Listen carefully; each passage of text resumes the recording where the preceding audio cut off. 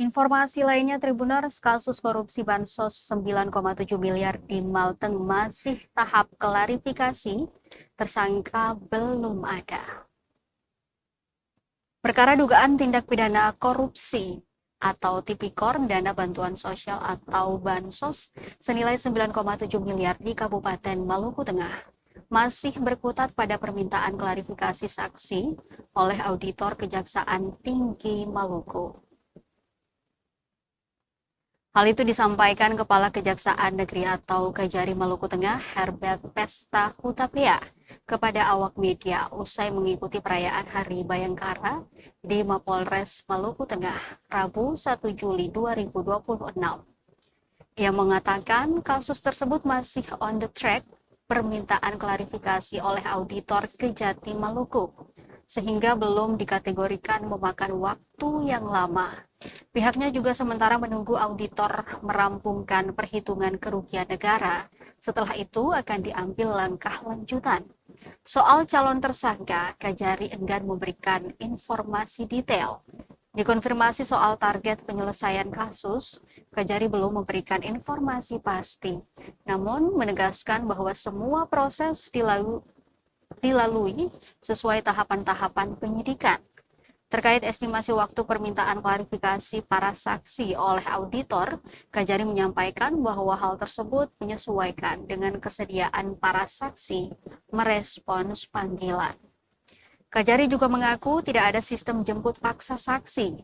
Pihaknya cenderung mengimbau dan mengundang saksi guna mengklarifikasi berita acara pemeriksaan atau BAP para saksi. Dikonfirmasi pula soal indikasi penerima bansos terjerat dalam kasus ini, Kejari enggan berspekulasi. Sebelumnya, perkara dugaan Tipikor dana bansos senilai miliaran rupiah pada Dinas Koperasi dan UMKM Maluku Tengah itu telah disidik Kejari Maluku Tengah sejak Oktober 2025. Artinya hampir lebih dari 8 bulan, kasus tersebut menyedot fokus para penyidik dan publik di Maluku Tengah. Terlebih, sejumlah tahapan penyidikan telah dilalui, antara lain pemeriksaan ratusan saksi dari lembaga eksekutif, lembaga legislatif, hingga kelompok penerima.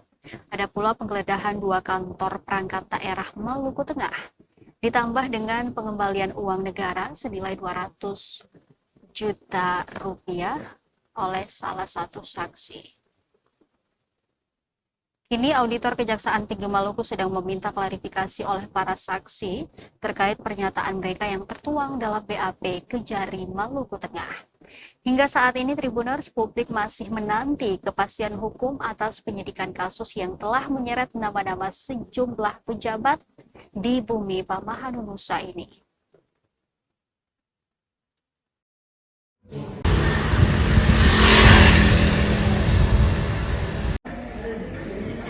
Bansos itu masih seperti kemarin tahap klarifikasi, jadi teman-teman auditor masih bekerja.